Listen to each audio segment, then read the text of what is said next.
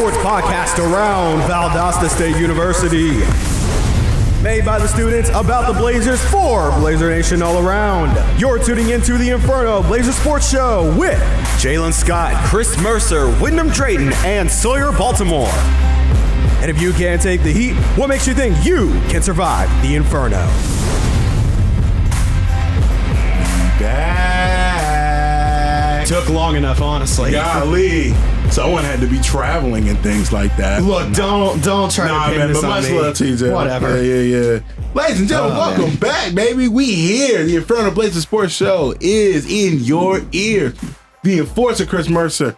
I'm here with y'all, man. We are finally back. It's been about, a month since we've had our last episode. We hope you've enjoyed all the supplemental content of the extra embers. We gave back extra embers. It took a year, but we got extra embers back. Yeah, we didn't do any last semester. Jayla had some really good ones for the regions in Division 2. I recently spoke with Victoria Ignacio, because that was the first embers that was out. Yeah, that was the first. That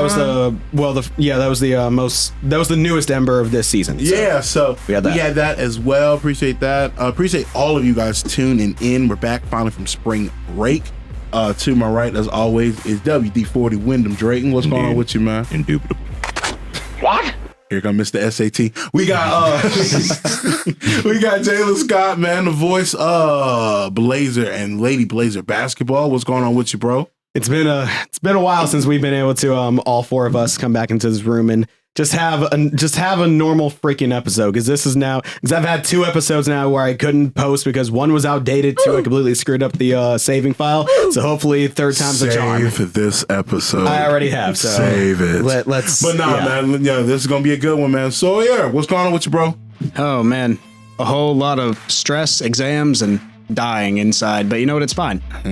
We all still here. That's March. That's March for you. Yeah, that's March. We got good ones for you guys, man. We're talking baseball and softball season are fully on the way. Yep.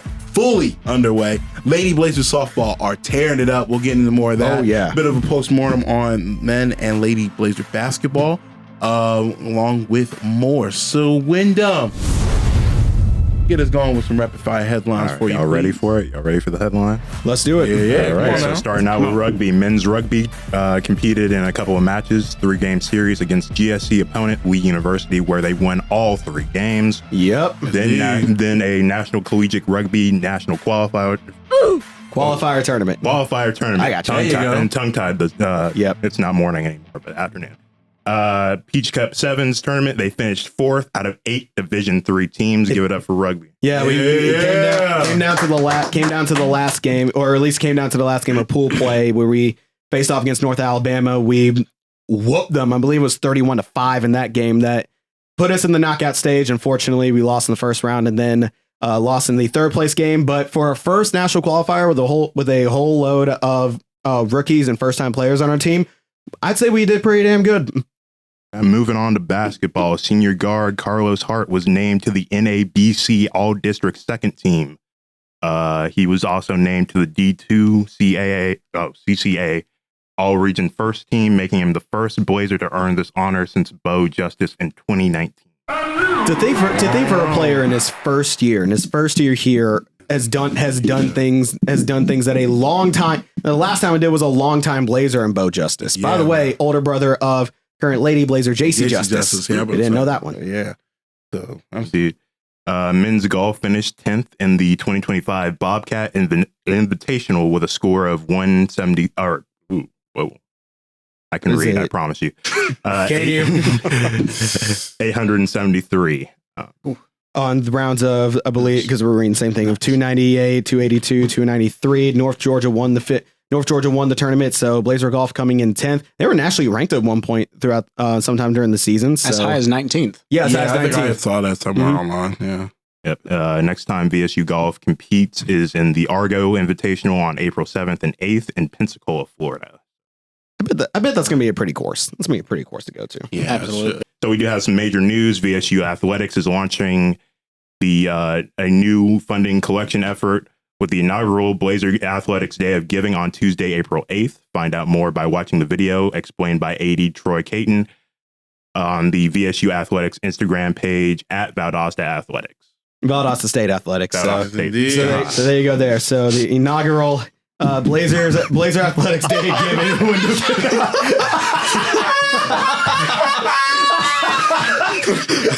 It's all right. You'll get it right eventually. You'll get it right eventually. It's fine. It's fine. I cannot win. You got this. I believe in you, buddy. I believe in you.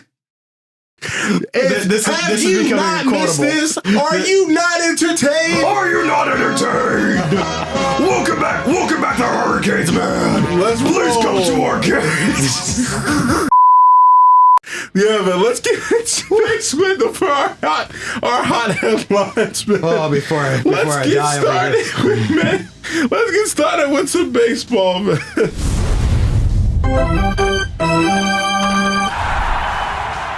Let's get started with some baseball. So baseball started the season 1-7, and then proceeded to go 15-7 over the last month and change. Jaylan, a little bit more on that because you had a chance to get out there for some baseball. Yeah, I was able to get out there for some baseball because now I'm actually I'm doing a bit of the directing now for B.S.S Sports Media. So the man of many trades, man. The man of many trades. What's even funnier is the most recent series against Montevallo and that Friday single game. I was on the call with Bill Malone, and then the next day I was running the doubleheader directing. So.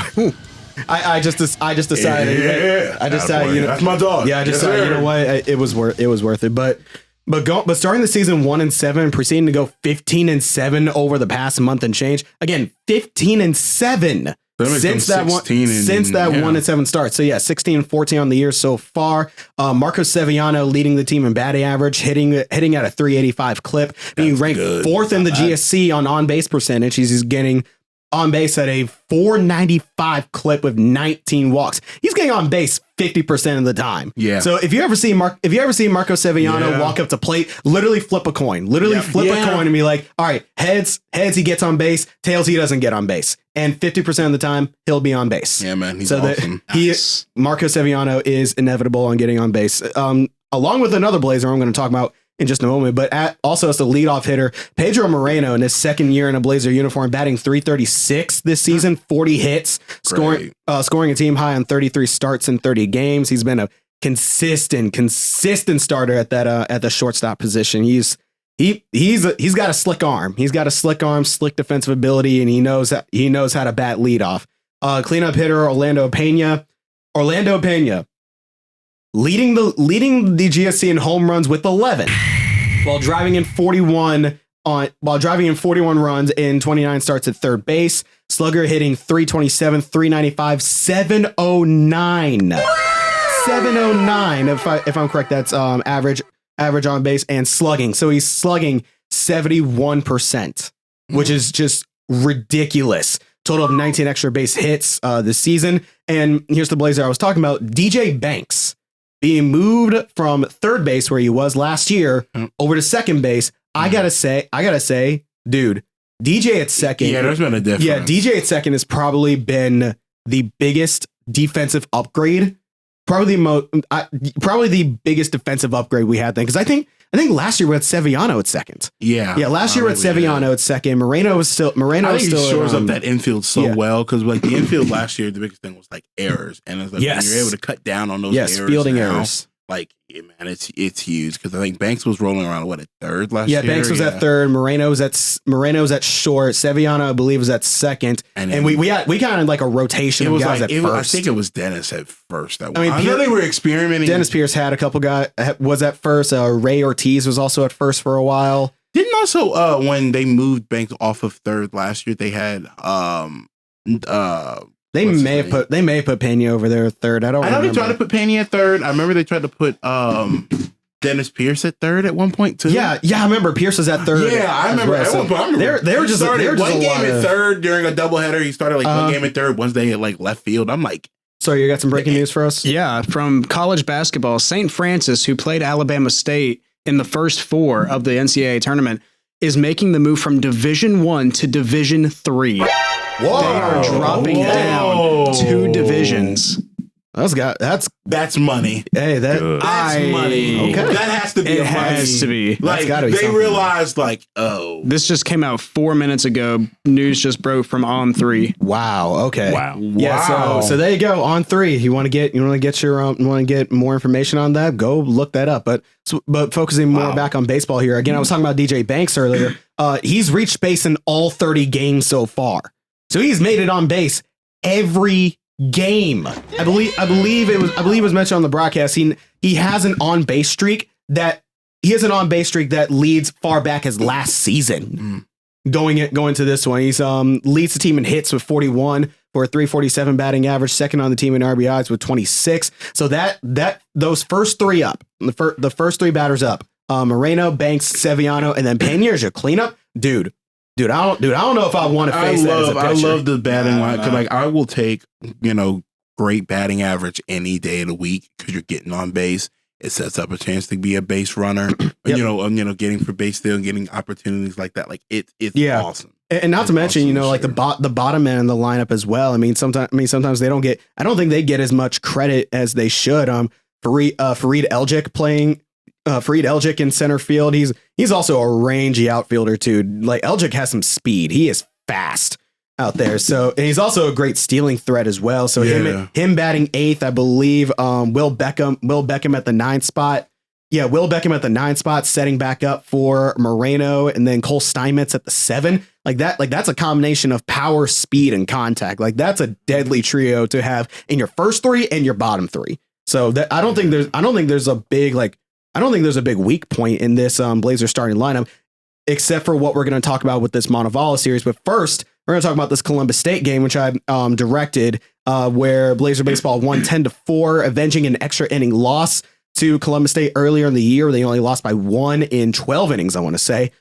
Dewey Brock in that game picks up his second win of the season, pushing him to 2-0 after pitching 5 innings, 2 hits, 3 walks, and 3 strikeouts and 74 pitches. Had 1 hit through his first 4 innings with no runs allowed on 59 pitches.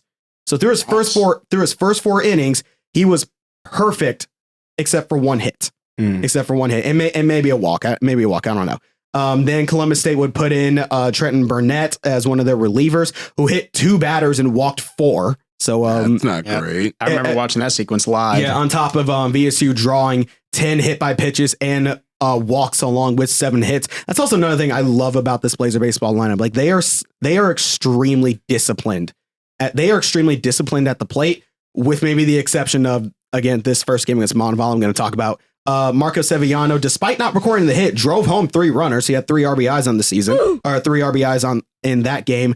Columbus State would hit a solo home run top of the 7th, but then 4 straight singles to make it eventually 7-2 Valdosta State, and eventually we just shut it down, won it 10-4. Now we're going to move on to this most recent series against Montevallo, where the bats went cold. It's sometimes like you're hot when you're hot, you're not when you're not, and that was most certainly the case here. It's baseball for you. That especially in these first 2 games. And these first 2 games were just a pitching duel. Was just an absolute pitching duel. Game 1, 2-4 loss. Falcons starter Adiel Melendez. Oh my ever loving insert thing here. You can fill out the rest. But Adiel Melendez, let me just read the stat line.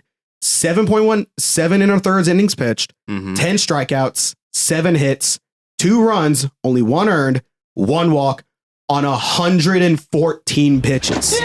That might be the only time this season I see a pitcher go over 100. Kyle is somewhere freaking rubbing his hands together like Birdman. I like my pitchers. I remember I was calling that game too. How do you say it? Yes, indeed. I remember I was calling that game of Bill Malone, and I'm looking up the stats. I'm looking up the live stats, and as Melendez kept getting closer to 100, we keep looking at him. I was like, are they going to pull him? Are they going to pull him? That was a game where Hunter they have someone warming up. Are they going to pull him? No, he's staying in. He's already at 100. Okay, now he's leaving with 114. And it was like, wow. All right, then. Hunter Booth had a game like that earlier this year, and I was like, it was this most recent one, or at least I think the best example I can give is this most recent one in game 2, which I'll get to in a second. Yeah. But Blazer starter in game 1, Zach Dotson, tried to keep pace, but just let up too many runs. Throwing 6 innings, had 4 earned runs, 4 strikeouts on 97 pitches. Now 3-5 in the year. Moreno drove in Hood and Elgic for a 2-1 lead after 3 innings. One of them made it on an error as well, so we were able to force a couple Montevallo defensive errors. Then back-to-back home runs in the top of the 6th inning gave Montevallo the slim 2-run lead that they refused to give up. And in the bottom of the 6th, VSU left the bases loaded on a strikeout and a deep fly out to center field, in which we left 6 total runners on base. And this is something I'm going to harp on majorly in this game 2 loss, which was only by 2-1. And this was just a big battle with another big pitching battle. Hunter Booth in this one. This is kind of what you were talking about a second ago, Chris. 8 innings pitched, 8 hits, 2 earned runs, and 4 strikeouts. Yeah. He pitched a fantastic game. There's not a game where like I got to sit there and really can be concerned about Hunter Booth, because there was not just this game here in game 2, but it came in a win. It was against, it's like during South Georgia Film Festival weekend, so this like beginning of March. I believe that was the West Alabama series. Yes, West Al, where like he went, I think 7 innings, or we went 7 or 8 innings in. Like he completed at least 7 or 8. Yeah. And he had like 10 Ks and 100 and something pitches and only gave up like 3 hits. And I think maybe 1 earned run, and that came on a homer. And it's like, oh my God, like this man's pitching is phenomenal. Like he's one of the best pitchers, not just in the GSC, but in the country. Yeah. Like there's not many pitchers I can go and put ahead of Hunter with the level of control and deception on both his fastball and his off-speed pitches. It's something special. But unfortunately, in game 2, Chris, this is probably going to ring very true. Being kind of a baseball, knowing a bit about baseball, Kyle, probably going to be good for you as well. But like Jacob deGrom in 2018 and 2019 with the Mets, just couldn't get any run support. Yeah, you can't leave. Because I'm looking on here like you can't leave 14 runners on base. No. Like you can't do that. It's honestly more of a miracle that Montevallo's offense couldn't capitalize. But honestly, they didn't need to. You don't need to try too hard to put yourself in a riskier position to score more if you're letting your opponent leave, again, 14 runners stranded on base. And I remember saying to myself, man, we couldn't hit anything worth a damn with runners in scoring position. Yeah, like you can't do that. Like and 14, no Blazers 14 flips the game around, because that goes from a tough loss to a blowout win if you're able to. Because when you look, because I'm looking on there, it's like there's no extra base hits.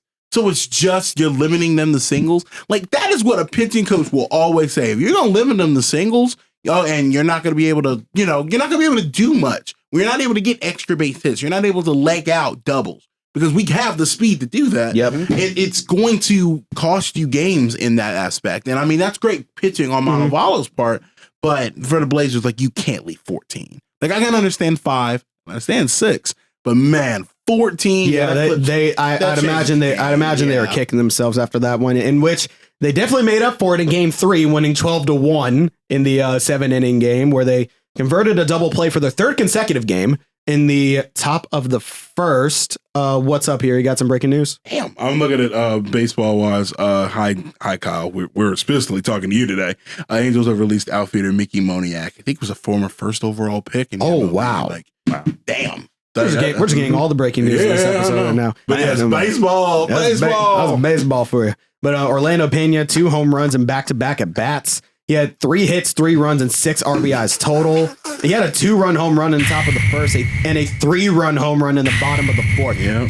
Dude, don't let Orlando Pena barrel up a ball, because that thing has eyes for either that little.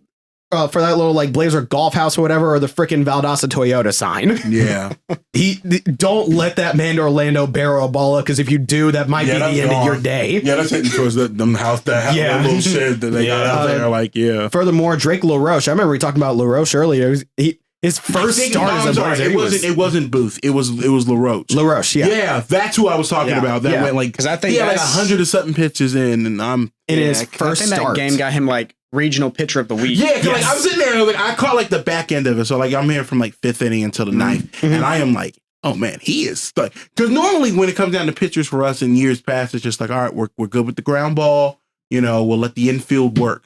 But I mean, LaRoche is LaRoche.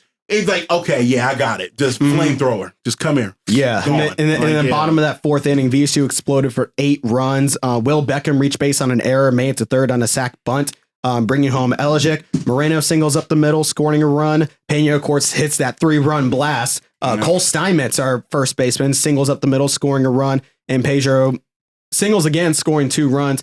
Monteval committed 3 errors in this game and hit 2 batters, so that absolutely played a factor as well. And Monteval also played 5 pitchers in this game. Matthew Bullard was saddled with the loss, pitching 3 innings, allowing 5 runs, 3 of them earned, gave up 3 walks, struck out 4, and hit a batter.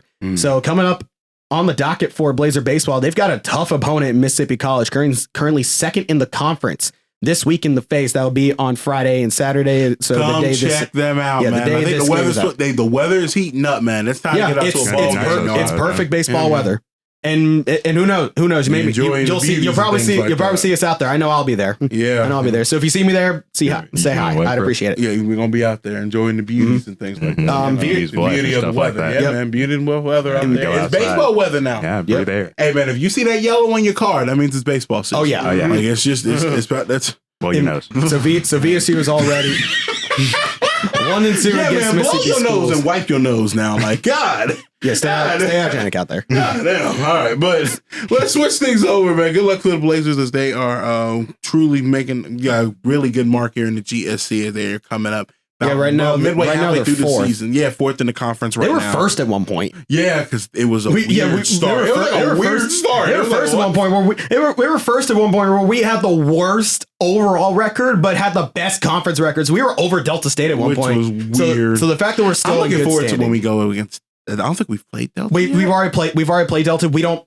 baseball and softball. They don't play teams twice. They only play them once. Oh, okay. I thought so. They only play a single 3-game series. We've played Delta State on the road. So now we get Mississippi College at home. And next year it'll be verse. It'll be vice versa. So we get to play the Choctaws on the weekend. And speaking of playing the Choctaws on the weekend, Blazer softball. Swing and a miss. She got her. With their next series coming up, they're also looking to make it potentially their 11th, 12th, 13th, maybe 14th straight win. Man, they've spawned out of nowhere. It's like during spring break, I'm looking and I'm like, they've now won 10 straight. I'm like, wait a minute. Wait, what? And I was there for that 10th win as well. I was there for that 10th win. I'm sitting there. I'm like, oh, Coach Becerra got him working today. Like he conjures up devil magic. I swear to you. Oh, wow. Man, he is. I mean, other than Coach Helfer, he's one of the most longest tenure coaches that we have here. They both have been here for 20 years. Been here 20 years. Yeah, 20 years exactly. And I mean that's what it shows this year. And I mean, man, what is it with this year with coaches in their 20th year at Valdosta State going on 10+ game winning streaks? I don't know. I don't know. If I had a nickel for every time this happened, I have two nickels, which is odd, but which is weird, but it's strange it's happened twice. Now, but I will say this though. I think that pitching's coming around. Hitting is, they're tearing the cover off the ball. And a 10-game winning streak, has them square in position. And beginning of the year, we had them, we were trying to get a preview of them. It was just cause they had lost a lot of that hitting power, like an Abby Sold.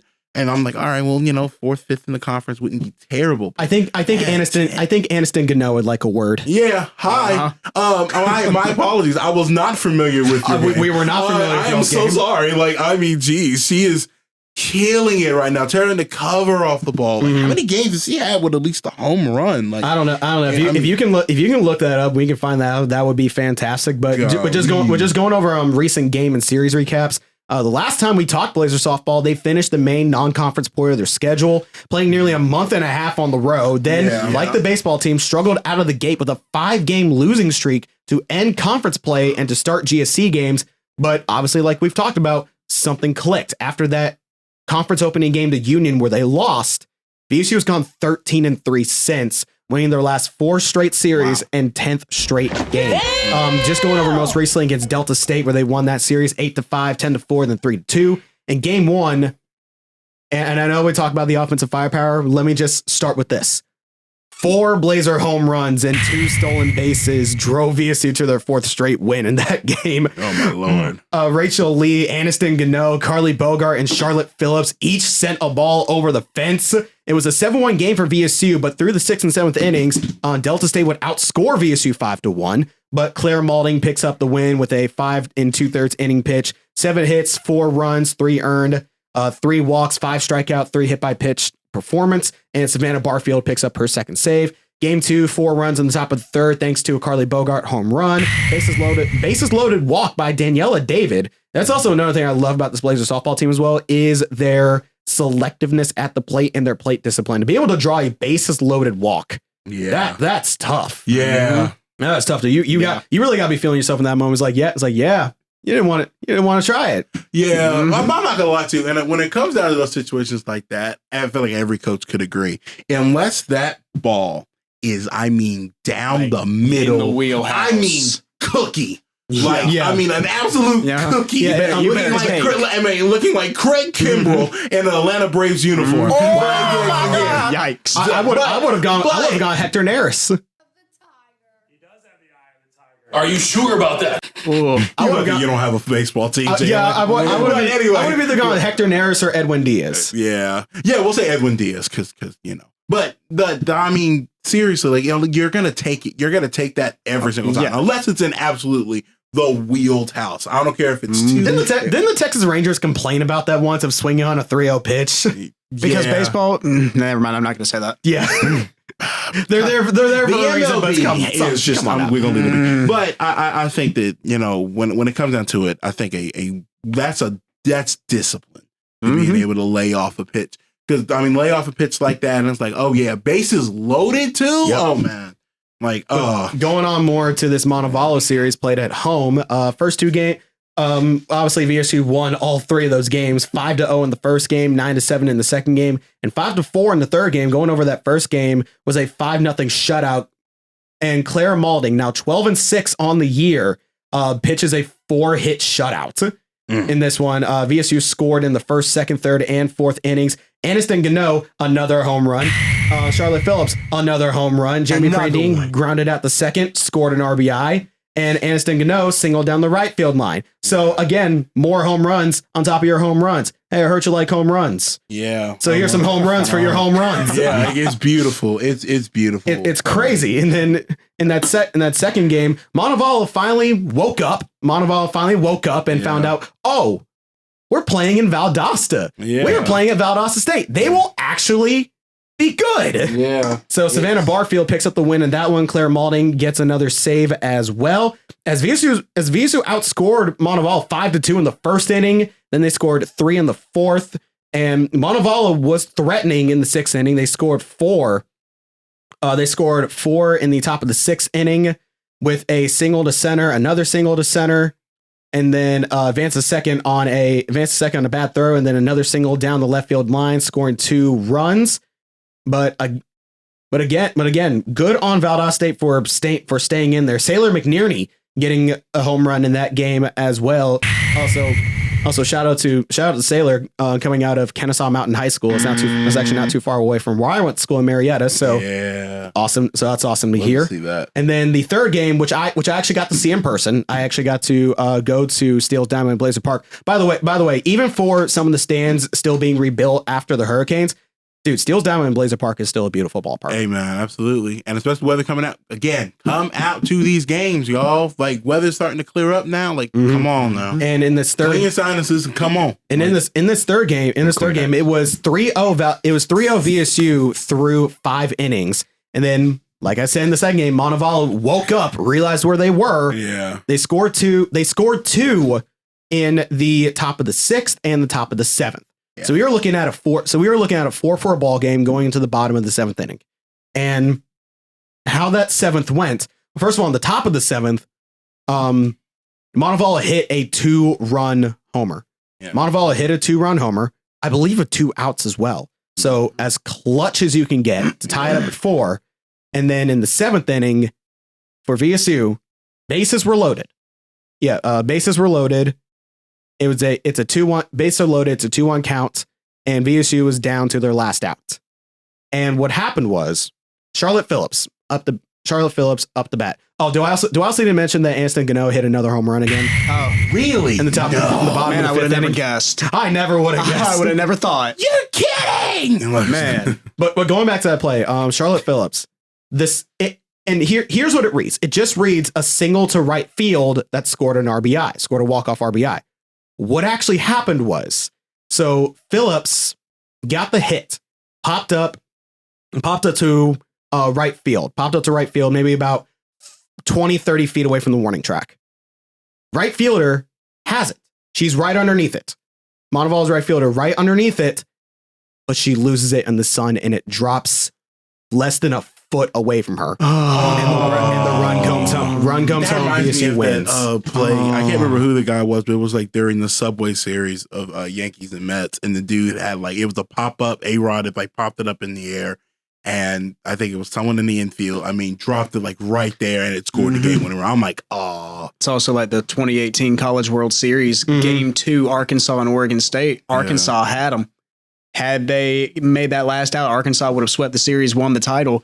But they were looking at it, staring straight up in the sun. It dropped right in the middle of 3 Arkansas outfielders. Rough. And Oregon State walked it off in Game 2 and then took Game 3 to win the championship. I was watching that game.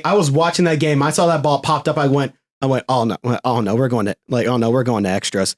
Oh, she dropped. Yeah. It's just, they dropped the ball. Yeah, I feel for her. I feel for that right fielder. But again, 5-4 win, 10 straight win heading into a single game against Georgia Southwestern. That's being recorded. It's a doubleheader. Is it a doubleheader? Yeah, Georgia Southwestern. I just checked. Okay, you just checked it. Okay, yeah. So that's on the day of recording. But so hopefully they will. Hopefully they would have won 12 straight. Yeah. So we're gonna say 12 straight because it's gonna be great. Okay, little editor's note here because foresight is impossible when we're recording these episodes. Unfortunately, softball lost the second game of that Georgia Southwestern series, but they did win the first one, so the streak caps off at 11 straight games. So just want to add that here. Back to the episode. And also, side note, there's one thing that I pulled up here from the Gulf South Conference. They finally announced the GSC Softball Weekly Awards, and surprise, surprise, Aniston Gano, Player of the Week. Who would have thought? Who would have thought? This is now this is their back-to-back Player of the Week, back-to-back Player of the Week for the GSC, and this is the third VSU player honored as GSC Player of the Week for softball. So Aniston Gano, all my ever loving insert word here. You can figure out the rest. Again, that scoring 7 runs in that sweep against Montevallo. That is something. That's something unbelievable. Congratulations to all of our Blazer athletes. Aniston Gano for winning GSC Player of the Week for softball. But they have a huge series against Mississippi College coming up this weekend. Number 1 team in the conference. Lady Blazers are ranked 3rd in the conference right now. And we're only a game back. We're only a game back in conferences from each of them because Mississippi College and West Florida each have 14 wins. 14-3 in conference, and we are 13-4. We're 13-4. Auburn Montgomery's 13-5. So those top four would be switched up. Oh yeah, it's close. And we're actually one of the only teams who don't have 20 regular season wins on the year so far.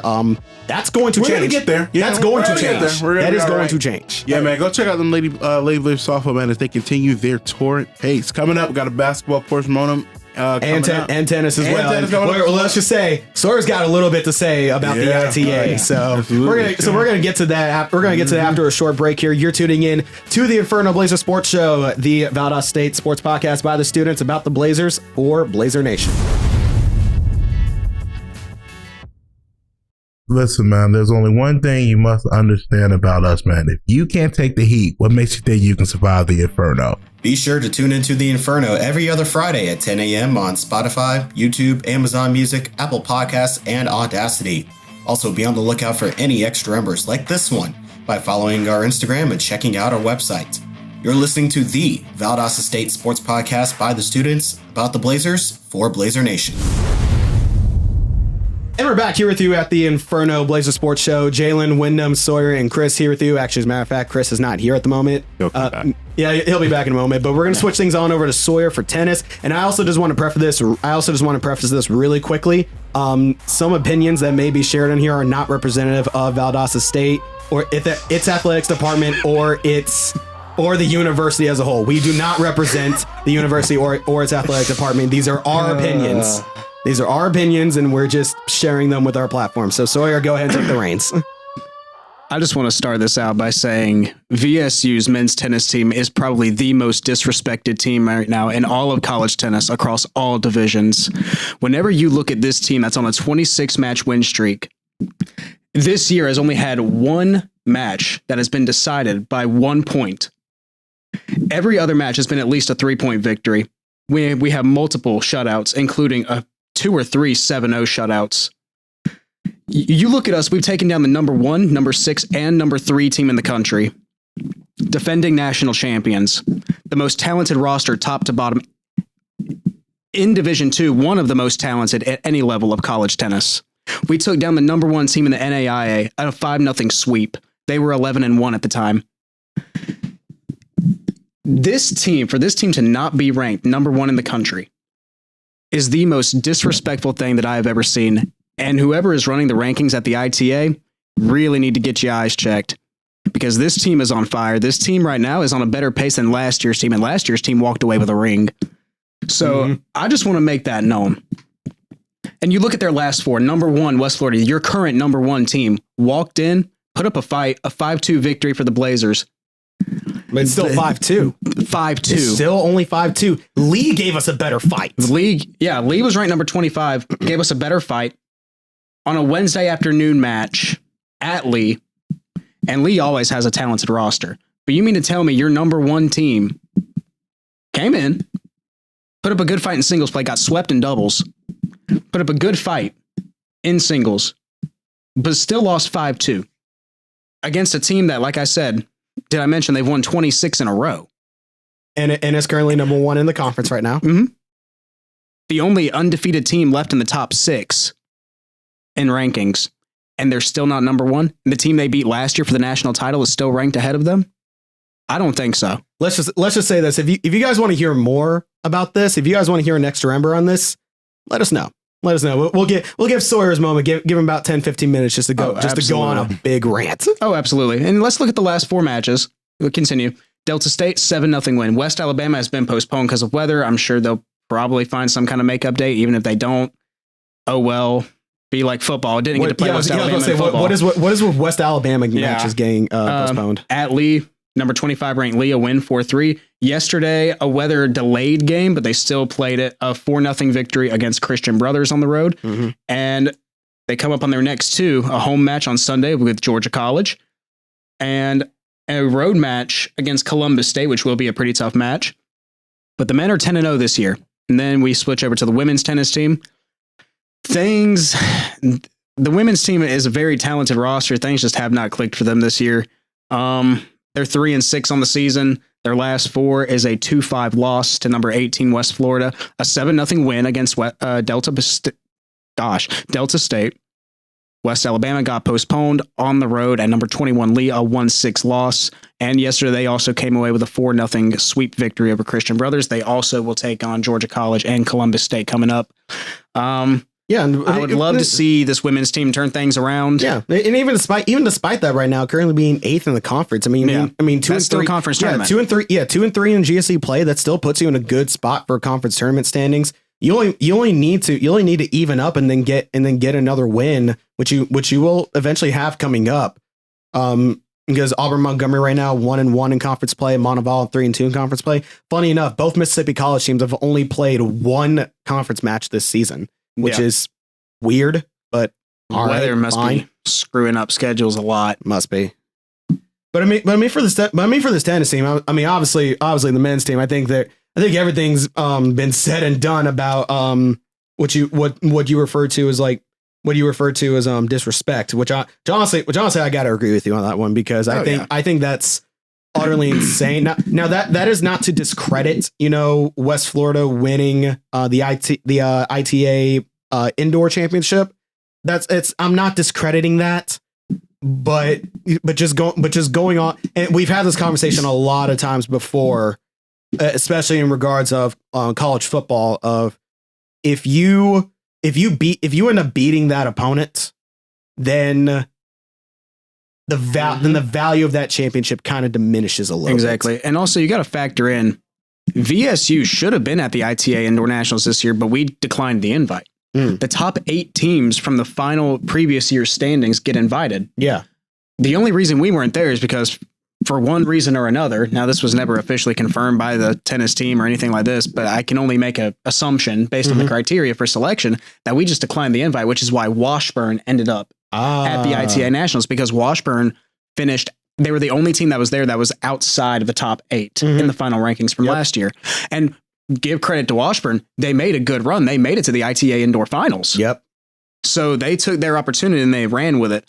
But you got to think, how would it have turned out differently had we been there?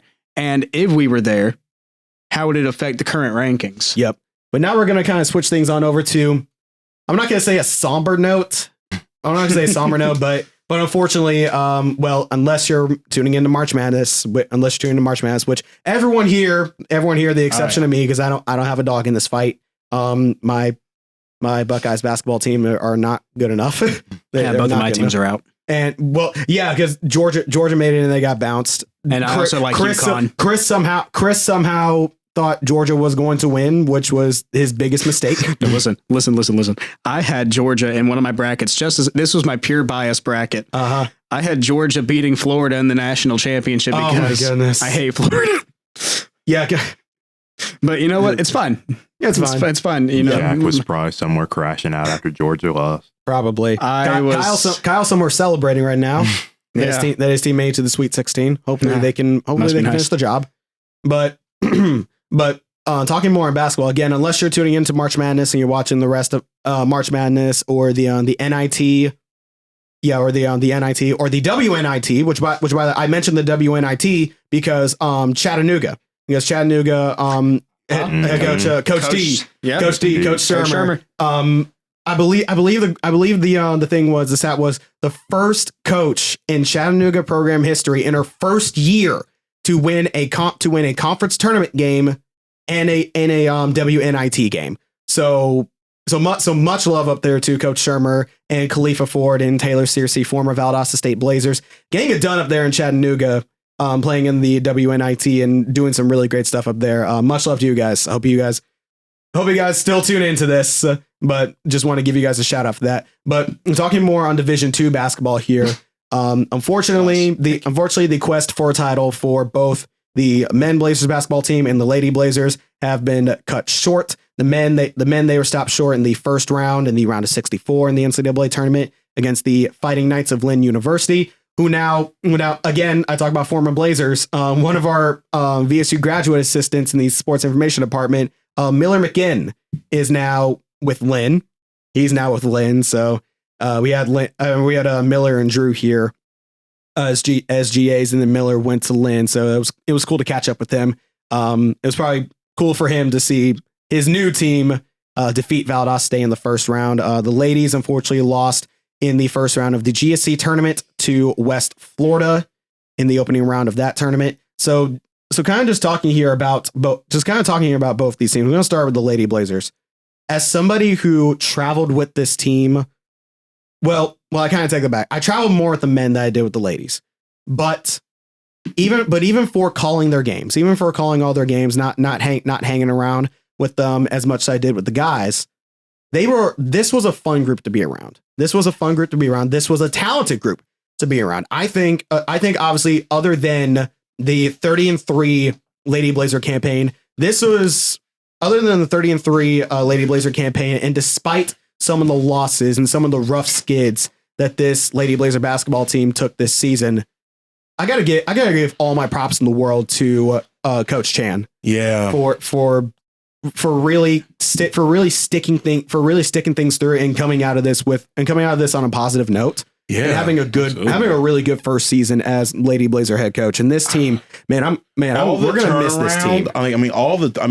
When you really consider the expectations were high, and I understand that. However, when you look at the turnover of all that who was left, and I mean the way that she was able to make that work, and not only were they not, they weren't just like, they barely made, no, like they were, middle, in the middle of the conference. I mean, they were in the thick of things all year around. Yeah, they were fighting. They were fighting. I mean, defensively, there was a fight, and I mean, I give them all the credit in the world for a great season. That absolutely, and furthermore, I know we talk about roster turnaround. I mean, the roster turnaround in this team is going to be huge because in terms of just seniors, Kenya Edelhart, Victoria Ignacio. Victoria, thanks for coming on the show, girl. Appreciate it. Courtney Stoddard, Tootie Nelson. Jillian Shank, JC Justice, India Jordan. Yeah, that's a whole new squad. That's pretty much nearly our entire starting five. That's nearly like a good chunk of our starting five. Yeah, that's a good chunk of our five. You said Hicks. Hicks is gone too? No, Hicks is a junior. Okay, good. I said Jordan, I said India, Victoria, Jillian Shank, JC Justice, Courtney Stoddard, and Tootie Nelson. Yeah, that's 4 out of 5. That's a lot. That's a lot of talent making. That's a lot of talent making their way out. Much love. But honestly, for next year, I'm just as excited because if anything has proven to me from this year, and I don't know how many of these. Did you make the trip to Pensacola for the? I couldn't. Oh, okay. I couldn't. All right. I was gonna say because I remember during Super Tuesday because I had to be here for that. Yeah. So because we were after Blazers had won their game, they had the Lady Blazer in the West Florida game on the Jumbotron, which I think was super cool. Yeah, like no matter where you go, man, we always gonna support our own, and I think that was just kind of also switching gears here to men's basketball to kind of wrap things up. Men's basketball, I'm pretty much just copy paste everything I just said about the women's team and posted here because this men's basketball team. I also got to say, if any of the guys are tuning into this, I know I said this to a couple of guys after the GC semifinal game against Montevallo. This season and this game will probably be the reason I get a job in the future. First of all, let me just say that off the. I mean, I say this on behalf of everyone that has been on this channel before, and I speak for everybody in here, Jaylan. I'm so freaking proud of you, dude. Absolutely. Like when I tell, because I'm the last, other than me and Jay, like we the last of the OGs that we thought about what this show was. Because like Jaylan, I've known you 3 years. Yep. And to see where you've grown, not only with this show, but with that going on the road with these teams. And I mean, you found your footing and you've been able to just roll with, dude, listening to that call against Montevallo, and please play that clip in the end. Yeah, if I have it here, I'll play it right here. The season comes down to this. Tied at 79, 15 seconds and counting. The ball's in Carlos Hart's hands. 10 seconds. Tied at 79. Hart between the legs. Still going. He'll drive. Pulls up a shot just in front of him. Just on the free throw line. He gets it. He gets the shot. Any timeout called. Timeout not in follow. 81-79. Carlos Hart. Welcome back to the court. There's our first team All JSC member. 81-79. Can you believe it? They ask if miracles happen. You got yourself one right there. We'll take a 60-second break. 81-79. Valdosta State on top. It is one of the, I mean, it brought a true, like, it shedded a tear because I'm like, that is my freaking boy. Like that moment there. Because like, as someone that, and Jack can attest, because we've all of us have commentated games before, like that energy and that feeling, and you hear that, and I get to hear that of my boy here and talk about this team that, I mean, it's had one of the biggest turnarounds that I've seen since I've been down here. Dude, it's something to be proud of. And Jaylan, I'm proud of you, dude. But I appreciate that. Further of this team, I think Helfer got robbed the coach of the year in the GSC. Now, I understand it. A team riding a 30-game win streak and being, I think what they finished 31-2 or something around there. 32-2. Thank you. 32-2. And I mean, don't get me wrong, that's great. And I know you understand you want to award the team with the best record. And he was a first year head coach. Right. But also the team won 20 games before he got here. So it was only like a 12 or less than 10 game difference. But when I look at what Helfer, and this is not just me being a homer, but you took a 12-win team and only bring back 2 in Braxton and JC Clausey, were both were critical parts, but only 2. And you were able to flip that to a 25-win squad.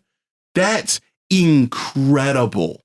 When you talk about when you look at what they were the year before and this year, it's 2 completely different teams, 2 different completely philosophies. And this was a critical year for Coach Helfer, because this was the first year not under Reinhardt as the AD. And it's like, all right, let's see what Helfer can do. What they can do with this type of roster, and to flip it to where they had multiple 5 to 10 game win streaks, where you're able to go and be nationally ranked for pretty much the back end of the year from December on. Yeah. They were all the way through. All the way through to the tournament. And having their best record since the 2019-2020 season, where they won the GSC. Exactly, where they won the GSC. And have things, flipped around in the Huntsville game. Probably should have won the GSC this year again.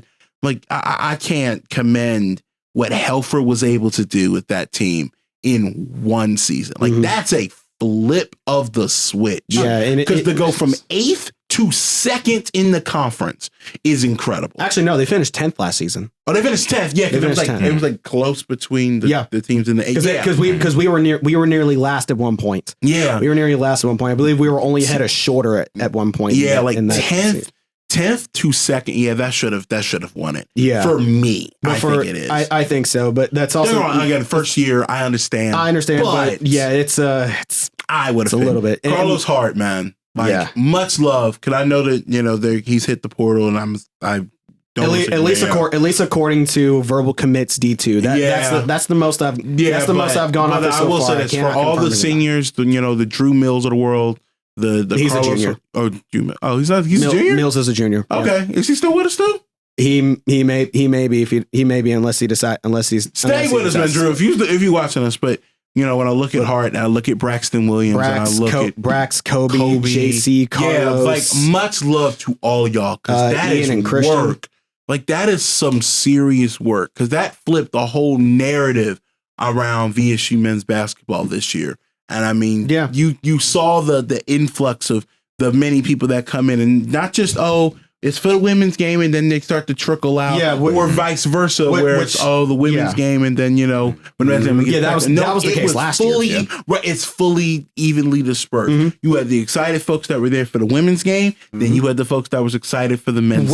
Which reminds me, I think I also have this clip as well from when I recorded my game against Lynn. But I have an interview quote. I have a post game interview quote from Coach Helfer that I'm gonna put here. Please. about what you just talked about how how this team really flipped the dynamic and it really flipped their viewpoint in Blazer Nation's eyes. Here's that clip right here. Just to not really take up much of your time here. What do you think's up next for VSU coming into the 25-26 campaign? Which I know is a couple months away. It's a lot. It's a bit. I'm hoping that at some point in time that these kids look back to this year, and as we continue to build this program back to where we were, we had won the GSC 5 years in a row, and once we continue to build it back, this group will say, hey, we were the first group that really kind of got it going.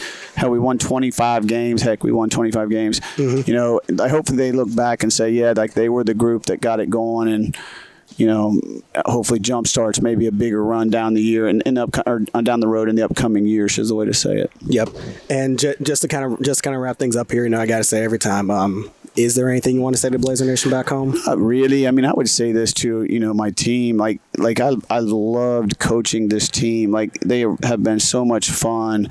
and brought maybe basketball back to life at VSU, because we had a bad year last year, and a couple years ago we had injuries that kind of hurt us, but just really got kind of people excited. So instead of maybe thanking Blazer Nation, kind of thank this team and these players for doing what they did through a long year, a long season.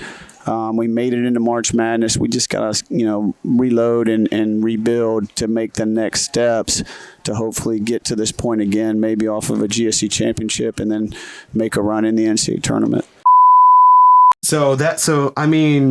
He's right. I think he's absolutely right. Yeah. And I think I also remember part of that clip as well. He said that he hopes that this is a stepping stone to something better.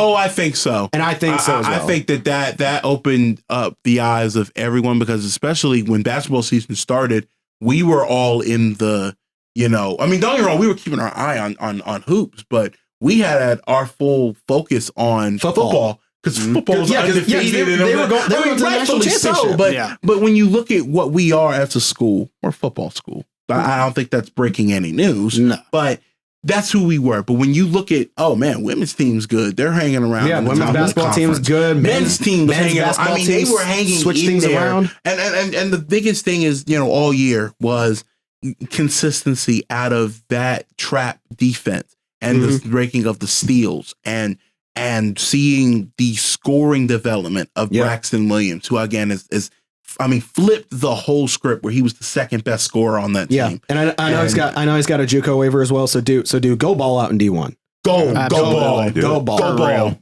Same thing with Carlos Hart. If he, because I know that I remember hearing during the national championship broadcast on TV that he wanted to come to VSU last year, but something got switched around where he ended up staying where he was the school before. New Orleans. Yeah, it was something along that line. It was during the broadcast. So I'm not spitting them, but I'm so proud of the team. I'm so proud of where they were, and it's a stepping stone to something greater. Because that sets a precedent of no matter who you are, we're gonna take the best of you, and we are gonna get the best out of you. That's always been Coach Helfer's MO. He's always been multiple able to score. He had so many of weapons. When you look at 3-point shooting this year, and you look at folks that can just go downhill and just go score. I'm so excited to see where they were. I have full faith in what Helfer is going to do for next year. Again,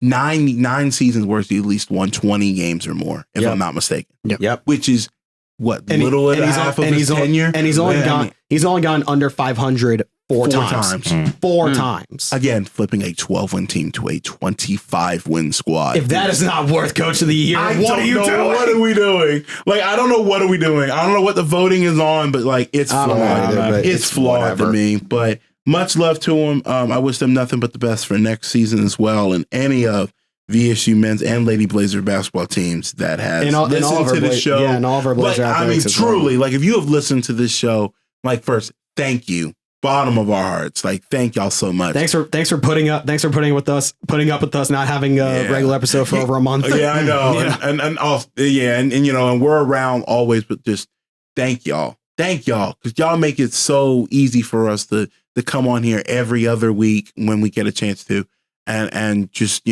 talk great about how good this isn't. We got to make this stuff up. This is what we're seeing with our own two eyes. Yep. This team has been great. And I'm excited to see where we go forth in the next coming of weeks.